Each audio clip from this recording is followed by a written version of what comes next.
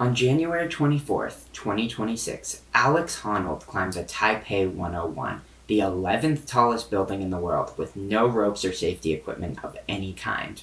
And lucky for us, Netflix streamed the whole thing. I obviously tuned in, but as I watched, I just couldn't shake the feeling that something about this whole project felt a little bit unethical.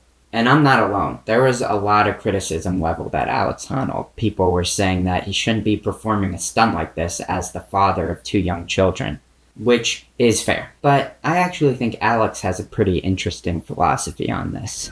I just want my kids to see me training for goals that I have, to see that with a lot of effort, a lot of hard work, that you can accomplish those kinds of goals. Alex going out soloing is Alex demonstrating that we all have some innate desires within us. And look what is possible if you follow that desire. Speaking as someone who also has a passion that might borderline on an obsession, I get it. If filmmaking was as dangerous as free soloing and the only way I could do it was by risking my own life, I'd probably still do it. For me, the ethical quandary actually lies within how Netflix designed the entire event. But to understand why, we have to go back to the first time Alex Honnold's crazy climbing stunts broke through to the general public. This was his 2017 free solo ascent of the Freerider route on El Capitan in Yosemite. For the climbing world, this was a much more significant achievement than the Taipei 101 climb. In comparison, it kinda makes the Taipei 101 climb look like a cheap stunt. Lucky for us, his climb and the years-long preparation for it was documented in the 2018 film Free Solo.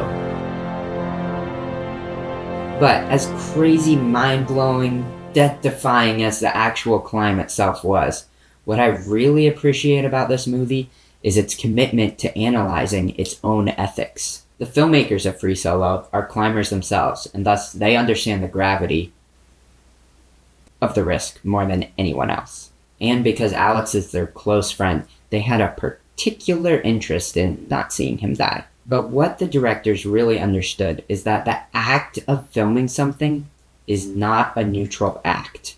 It might seem like it, because it's like, what harm am I causing? I'm just pointing a camera at something. I'm not affecting the action.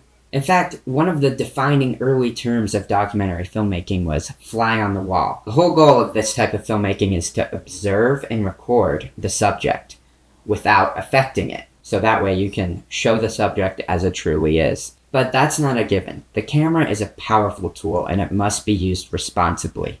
The filmmakers of Free Solo understood this. They knew that the fact that they were filming Alex's ascent could endanger him. It's hard to not imagine your friend, Alex, soloing something that's extremely dangerous, and you're making a film about it, which might put undue pressure on him to do something, and him falling through the frame to his death. So the team made their presence as minimal as humanly possible.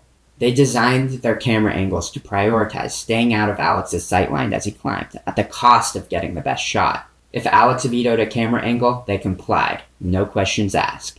We want to film it well, but it's about not getting in his way and making sure he has the experience he wants. The worst possible scenario is that one of us would do something that would kill him. But perhaps most importantly, they deferred to Alex for all the decision-making about the climb, including when he would do it. Is that what you'd want? Us not to film it? No. I mean... You could put your foot down at any time and yeah, I mean, I'm aware that, know. if I want to, I just won't tell anybody. I'll just do it on my own terms and, whatever. That's obviously... One of the most profound moments in Free Solo is when Alex actually bails partway up his first attempt. I don't know if I can try with everybody watching. It's too scary. You just can't, try for real. Not for any concrete reason, just because he feels like something's off. And it's really important for his mental space that he had the freedom to do that. The filmmakers wisely followed his lead, despite it meaning a year-long delay in production. And that decision almost definitely saved Alex's life. For a project like this, it was so important that Alex could protect his mental headspace and be able to bail if something didn't feel right. The team had to be able to pivot around it and provide him that freedom. Now let's compare this with the design of Skyscraper Live, the Taipei 101 climb. Alex has never free solo climbed in front of thousands of people, let alone millions watching online on Netflix. Now, I obviously wasn't involved with this production, so I'm speculating a bit here.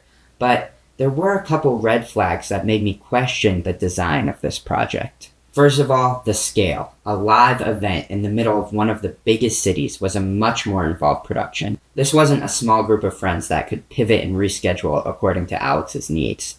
Although they did delay one day for weather, it obviously had a much more rigid production schedule with little room for flexibility. And yes, Alex ultimately held all the cards. If he didn't want to climb, the production wasn't going to happen. But that's not what I'm talking about. I'm talking about the pressure that this scale of production puts on someone to go through, even if they feel like something they can't quite name isn't right. Another thing, they had him mic'd up for the whole climb. Yeah, I can hear him. Can they hear me? Is that sort of Folks in front of me have a adrenaline sign that piece? says aim high and find a way. Does it still count if I There we grab your go. ankles? Now, I love getting to hear his commentary and his stream of consciousness as he was climbing. But the more I thought about it, it rubbed me a little the wrong way. Because if something had gone wrong, or if Alex hadn't felt right, he would have had to broadcast that to the whole world live. And that might be the tiny difference between mentioning something or not mentioning something. And those tiny differences can have huge consequences in such a high-risk endeavor like this. Not only that, but there were cameras and people everywhere you looked. He couldn't even look at where he was placing his hands without seeing people inside the building filming him. And it's just so hard to believe that Alex would have felt comfortable backing down if something didn't feel right, like on his first attempt on El Cap. And also, we have to talk about the treatment of his wife. In Free Solo, she doesn't even watch him climb because it stresses her out too much. I mean, I would never ask her to leave, but, I think she kind of understands that.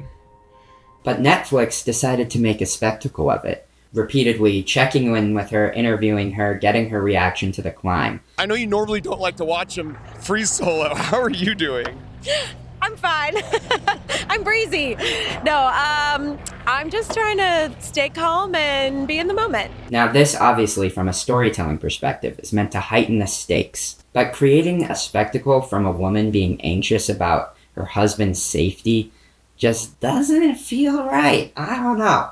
Now, Free Solo is riveting and stress-inducing, even though we know he makes it at the end. But a live event is a whole different ballgame. Now, through all the marketing and throughout the event itself, Netflix repeatedly emphasized the life-threatening nature of this stunt. No ropes, no parachutes, no net.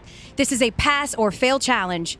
So the implicit promise to the viewer is you should tune in because you might actually watch somebody die. Now, just as a marketing angle, that doesn't feel right, but it could also get into Alex's headspace and mess with him in ways we don't even understand. Of course, Alex wasn't forced into this situation. He's an adult, he made his own decisions, and he committed to this out of his own free will. So I guess my point is, even when your subject is doing something legitimately insane, as filmmakers, we still have the responsibility to try as much as we can to reduce the amount of harm that we can cause in our act of filming. The camera is an incredibly powerful tool, more powerful than a lot of people realize. And luckily, nothing went wrong with this Netflix production.